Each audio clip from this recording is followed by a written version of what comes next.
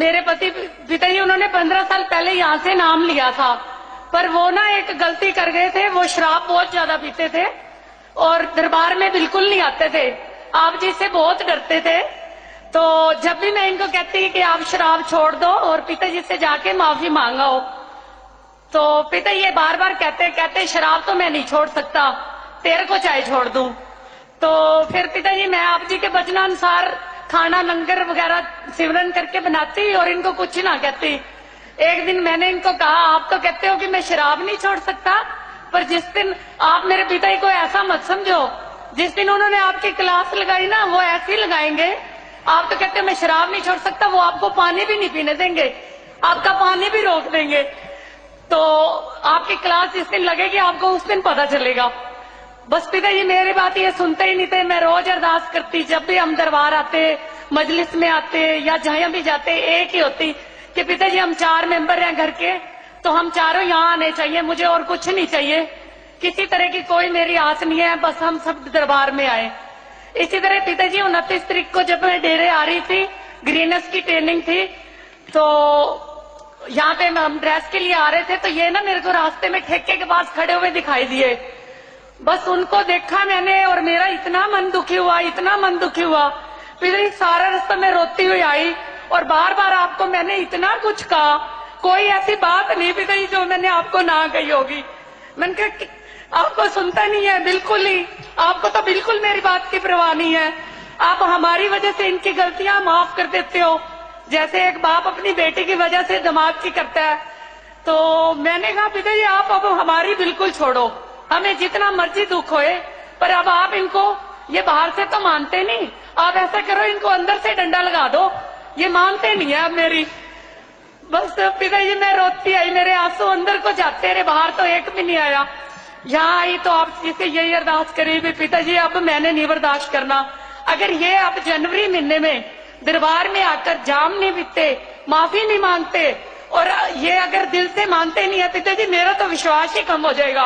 आप अब तो करो ही करो।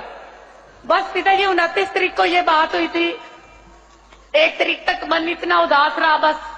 तो 2 तारीख को पिताजी इनकी इतनी ज्यादा तबीयत खराब हुई, इतनी ज्यादा तबीयत खराब हुई कि पिताजी इनको इतनी उल्टियां लगी कि कम से कम 30-40 बार ये दिन में उल्टी करते, खाना पीना सब बंद, एक ग्लूकोज लेना और पानी पीना, और वो भी उल्टी आ जानी पिताजी, इतनी उल्टी आनी कि मैं आपको बता नहीं सकती।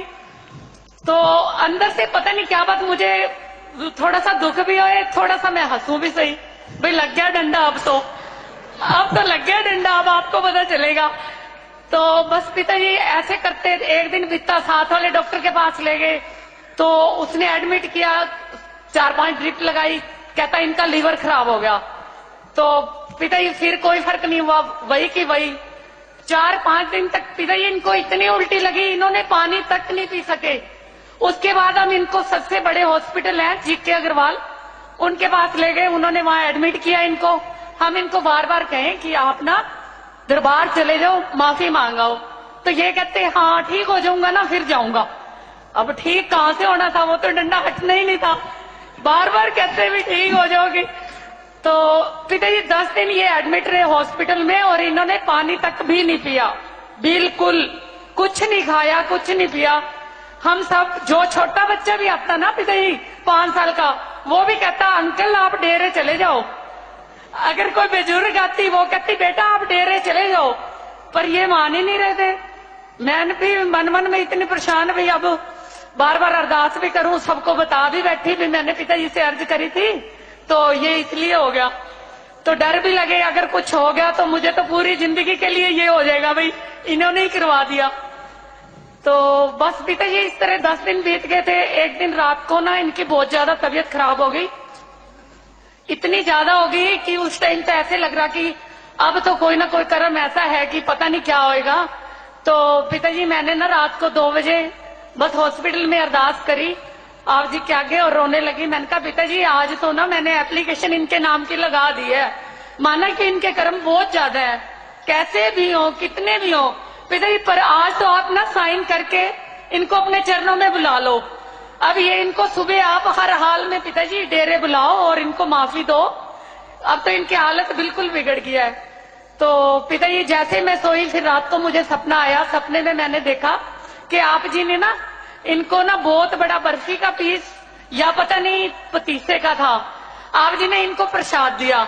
जैसे ही आप इनको प्रसाद दे रहे थे ना, पता नहीं कौन एक जेंट्स और था, मैंने उसका भी हाथ आगे कर दिया। मैंने कहा इनको भी दे दो पिताजी, इनको भी दे दो, ये भी नहीं मानते डेरे को, इनको भी दे दो। तो बस पिताजी सवेरे उठे थे, वो तो फिर काम हो ही गया था। उठते ही बोले आज मेरे को डेरे ले चलो, आज मेरे को डेरे ले चलो, आज मैंने डेरे जाना है, आज मैंने डेरे जाना है। बस पिताजी फिर तो मैंने कहा आप कैसे जाओगे, इतने कमजोर हो, 5 आपको नलकियां लगी पड़ी हैं और कंडीशन आपकी इतनी खराब है, डॉक्टर आपको छुट्टी नहीं देगा। तो कहते ना अब तो मैंने जाना है डेरे, मेरे को ले चलो। तो बस पिताजी फिर उस दिन सिलावतपुरे वाला सत्संग था जनवरी महीने का, तो हम इनको डाल के ले आए गाड़ी में। बस आप तो जैसे इंतजार ही कर रहे थे इनके आने का। जैसे ही आए, इनको कोई सेवादार आगे लेके वीआईपी कैबिन में बिठाया। आप जी ने फूलों के हार डाले दोनों भाइयों को। दूसरे जो जेंट्स थे ना, वो मेरे पिताजी सुबह मुझे पता चला मेरे जेठ जी थे, वो भी डेरे को नहीं मानते थे। तो दोनों भाई आए, वीआईपी कैबिन में बैठे, बढ़िया फूलों के हार डाले आप जी ने और इनको हम ले गए। पिताजी थोड़ी सी यहाँ से मैंने इनको पानी पिलाया, ये कहते नहीं मैं नहीं पीता, मेरे को उल्टी आ जाएगी। मैंने कहा नहीं आती, आप पी लो। पिताजी हमने इनको पानी पिलाया, घर ले गए। उधर से डॉक्टर बार बार हमें जवाब दे रहा था, कह रहा था कि ये तो ना आपकी बीमारी बहुत ज्यादा बढ़ गई है, ये आपकी ब्लॉकेज है, आप किसी सर्जन के पास जाओ, इनका बहुत बड़ा ऑपरेशन होएगा। फिर पिताजी हम आप जी के दर्शन करने के बाद डॉक्टर आजाद सिंह के पास चले गए। उन्होंने देखा, उन्होंने भी कहा कि आपकी तो बीमारी बहुत ज्यादा बढ़ गई है, आप इनको बाहर ले जाओ, इनका टेस्ट वगैरह होएगा, सीटी स्कैन। पिताजी हम बठिंडा से जब सीटी स्कैन करा के आए ना, तो पिताजी वहां इनकी रिपोर्ट आई कि इनकी आंत ब्लॉकेज है और इनको कैंसर हो गया है, तो आप इनको ऐसा करो चंडीगढ़ या दिल्ली ले जाओ। बस पिताजी मैंने डॉक्टर को यूं कहा कि अगर तो सीरियस बहुत ज्यादा बात है फिर तो हम अभी ले जाते हैं, अगर आप हमें इजाजत दो भाई 2 दिन तक बीमारी नहीं बढ़ती तो हम तो पहले अपने पिताजी के पास जाएंगे, उनसे इनको प्रसाद दिलाएंगे बीमारी वाला और अपना जनवरी महीना है वहां बैठेंगे, बाकी 2 दिन बाद चले जाएंगे। तो वो डॉक्टर साहब कहने लगे कि अगर आप उन पीर की बात करते हो तो कुछ भी हो सकता है, वो कुछ भी बना सकते हैं और कुछ भी हटा सकते हैं, कोई बात नहीं आप दरबार चले जाओ। पिताजी हम यहाँ आपके पास आ गए। पिताजी हम प्रसाद लेने के लिए तैयार हो रहे थे, गाड़ी में आ रहे थे, मजलिस लगी हुई थी, सब कुछ था। जैसे ही हम बैठने लगे आप जी ने मजलिस कैंसिल कर दी और पीछे से घर से फोन आया कि डेरे मत जाओ, पिताजी तो गुरसर जा रहे हैं, मजलिस कैंसिल हो गई। तो फिर मैंने इनको जाके कहा, मैंने कहा आप कहते थे ना मैंने डेरे नहीं जाना, तो अब ले लो मजा। वो भी मजलिस लगी लगाई कैंसिल करके कहते मैंने प्रसाद तुझे नहीं देना। तो मैंने कहा चलो आप चंडीगढ़ और करवाओ ऑपरेशन, पता चलेगा आपको। बस पिताजी फिर ये रोने लग गए, ये कहने लगे कि गुरसर मोड़िया कितनी की दूर है, मेरे को तो पहले गुरसर मोड़िया ले चलो। कहते मैं तो पहले गुरसर मोड़िया जाऊंगा, वहां से प्रसाद खाऊंगा, चाहे फिर मेरे को ऑपरेशन हो, चाहे मैं जीऊं चाहे मरूं, मुझे कोई चिंता नहीं, मैं दरबार जरूर जाऊंगा। फिर इनकी भावना को देखते हुए पिताजी फटाफट हमने इनको गाड़ी में बिठाया और आप जी के पास गुफा में बिठा दिया। पिताजी मजलिस तो आपने वैसे ही पता नहीं कैसे कैंसिल करी थी, आप जी तो काफी लेट गए थे। हम घंटा 1.5 घंटा गुफा के बाहर बैठे रहे, आप जी ने देर कर दी आने में। फिर मैं बार बार अरदास कर रही थी, बीमार बंदा आया हुआ है, उसने जुराब नहीं डाली, आपको तो कुछ पता ही नहीं चलता, बस गुफा में लगे हो अपनी तैयारी करने में, ऐसे नहीं जल्दी जल्दी बाहर आ जाए, उसको ठंड लग जाएगी, कुछ भी नहीं पता चलता पिताजी आपको। तो मैंने कहा आप पिताजी एक बार गुफा से बाहर आ जाओ, इनको प्रसाद दे दो, फिर गुफा में चले जाना, अपनी पैकिंग बाद में कर लेना, हमें कोई इतराज नहीं, आप बस एक बार बाहर आ जाओ।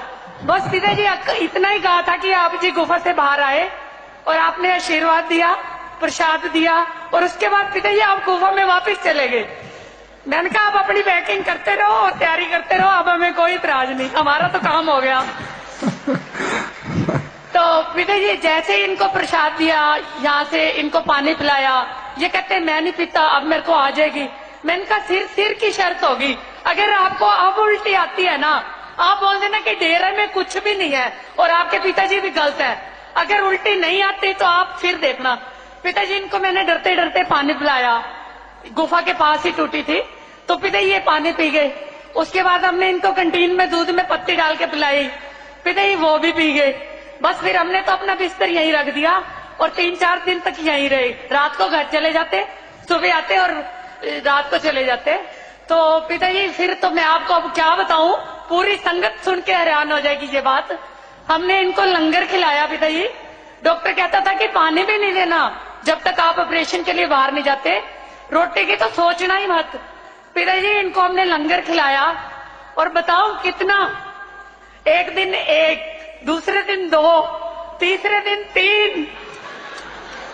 पिताजी इनके पूरे दिन की खुराक थी 5 रोटियां दिन की। सुबह नाश्ते में 1, दोपहर को 2 और रात को 1 या 1.5।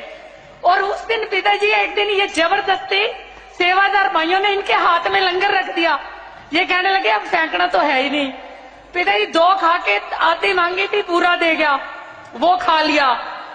उसके बाद पिताजी फिर पता क्या हुआ, एक सेवादार और आया, आप जी ने जैसे इनकी पूरी कमजोरी दूर करानी थी, चौथा लंगर दे गया पिताजी और 4 लंगर खा गए। पिताजी 4 लंगर खा गए, पूरे दिन में नहीं खाते थे जो ये रोटी। और अब भागते हैं मेरे से, जल्दी जल्दी आके डेरे चलते हैं, डेरे चलते हैं।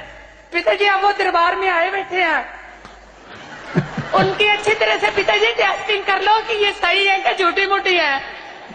और पिताजी इनको अच्छी तरह समझा दो जी। और पिताजी इनको आशीर्वाद दो। मेरा पूरा परिवार सेवा, सिमरन, भक्ति और पिताजी जो हमारा विश्वास है ना, ये बिल्कुल कम नहीं होना चाहिए। पिताजी हमें कुछ भी नहीं चाहिए, बस पिताजी आप जी की दया मेरी इतनी हो कि कहाँ है वो, खड़े हो जाएं बेटा, कहाँ है? जी जी हाँ बेटा, अब सुमन करना और सेवा करना, अच्छे नेक काम करना, मालिक खुशियां बख्शे। तो आपकी बेटा मालिक ने सारी सुन ली, अब तो नहीं लड़ते ना?